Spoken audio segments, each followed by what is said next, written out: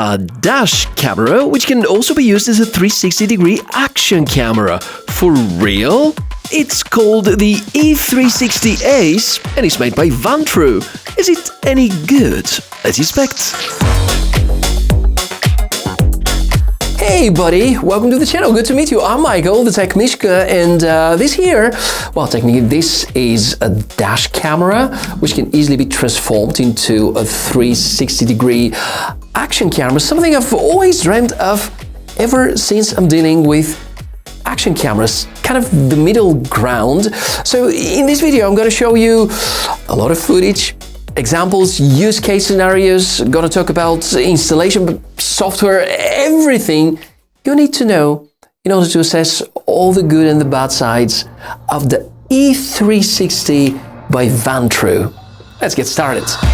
Daytime footage is actually pretty good. What makes it unique are the fisheye lenses covering more than 200 degrees diagonal field of view, and finally there's a car DVR which covers the size of the car, something particularly important in case you get pulled over by the police or have concerns about someone entering the vehicle from the sides. Here, the dead spots are almost eliminated this way. The trade-offs are two, in my opinion. First, the wider viewing angle, which means there's good visibility of details only of things that appear closer to the car. And secondly, in order to stay away from overheating, Vantrue have adopted the 5-megapixel IMX675 image sensor by Sony, which is not capable of 4K. Important to say that the advertised 5.2K is possible and is real if you use the stitched mode combining the front and the rear lenses. Surprisingly good dynamic range, and I'm very happy with the results shown, but amount of details is not great, maybe even somewhat disappointing. The interior module in this standalone example seems to do a great job, and the distance to the covered objects feels just perfect for this fisheye angle. The rear camera also does a good job. I was unable to get exact information about this one. Safe to say that quality feels on par with the performance of the front lenses, maybe even slightly better.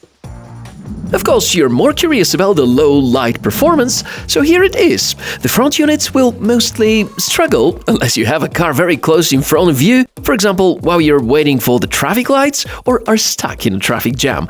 Anything at a distance above 5 to 10 meters won't be well readable, including the car plates. On the other hand, once again, you see good coverage of the sides, and although the stitching is not great, I feel that it is not terrible after all. Here, the interior module relies on infrared LEDs when necessary. If positioned properly, it would well give enough light to everything inside the cabin. But what is remarkable is the performance when it is not complete darkness, and here it is the good image sensor inside to thank to. Since now we already prepped to analyze the hardware, let me quickly show you the unboxing. There are two versions of the combo, the regular dash camera mode and the so-called Ace combo, which includes the selfie stick with the battery. It all begins with a quick start guide showcasing how both of the modes should be utilized. This here is the main module. There are stamps warning you about potentially high temperatures, and also good to mention that you need to be extra careful with these lenses because they're exposed and easily scratched. Welcome to the world of fisheye glass and 360-degree cameras. Other than that, there are a mount, a CR port charger, the rear module, a monopod with an inbuilt battery for action camera mode, and some cables and accessories to ease up the mounting process in installation. The E360 is plastic made. The quality is not bad, but could have been a little better. The distance between the lenses is somewhat greater than what we are used to see with other models such as Insta360 or GoPro devices and similar, which could translate into worse stitching. There's a function button on the side, a micro SD card slot, a well-responsive touch display, and a microphone area. The GPS is part of the car mount. Specs are promising too. The 5-megapixel Sony IMX675 image sensor is responsible for the main unit. There's a quad-core processor, infrared LEDs for the cabin camera, 5.2K is the maximum recording resolution, but motion detection is present. There are supercapacitors. Supported are micro SD cards up to 512 gigs, and there's the ability to control the camera with a smartphone app. The specs of this device sound very standard if we think of it as being a dash camera, maybe somewhat weird if we look at that as being an action camera. For sure, we have the best from the dash cam world when it comes to an image sensor choice, because this belongs to the Sony Starvis Generation 2 and offers superb low light quality. But we know that the processor inside is supposed to be very capable. Vantrue do not disclose the exact model. We know it's a quad-core device.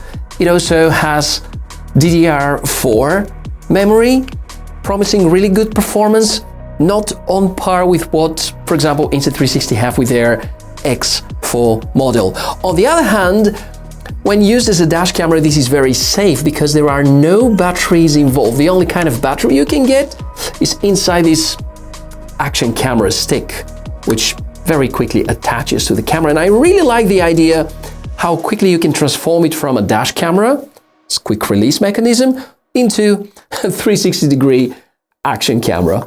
Now, we've seen that the footage thus far looks good. We have some remarks about the stabilization. What I haven't covered yet is all about the software, but first, let me show you how to deal with this freaking installation. Not too much different to most other dash cameras that you may have used. Find a suitable spot on the windshield. It should not block your sight and be within the reach of the wipers, and think whether leading the power cable to there is going to be an easy task.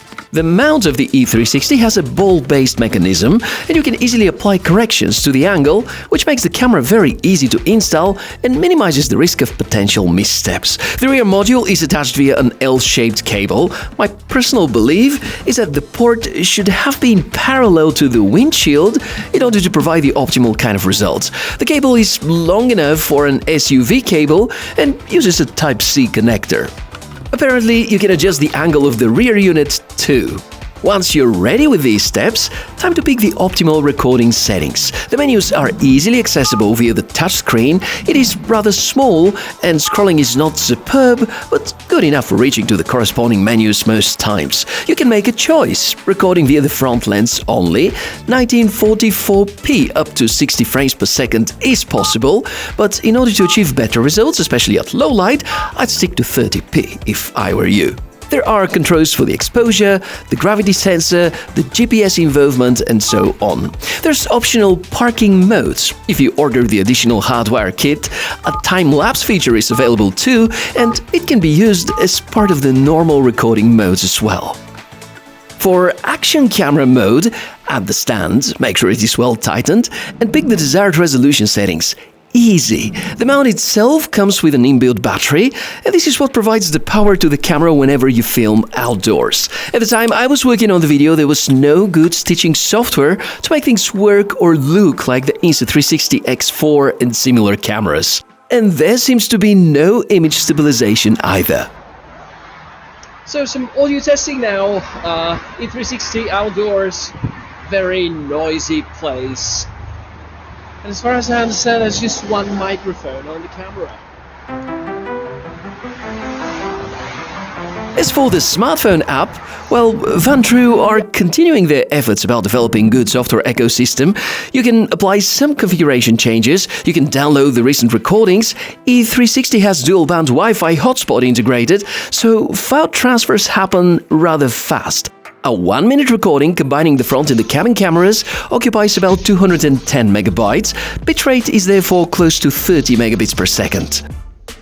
So, after that much of information, let us filter the drawbacks. First and foremost, the details captured with the front camera are not presented in a superb way when it comes to remote objects. This is due to the fish-eye lens and the super wide angle. The action camera mode lacks image stabilization, there are remarks about the stitching, there is no H.265 encoding, and I would also criticize the lack of good dedicated software for editing these 360-degree clips.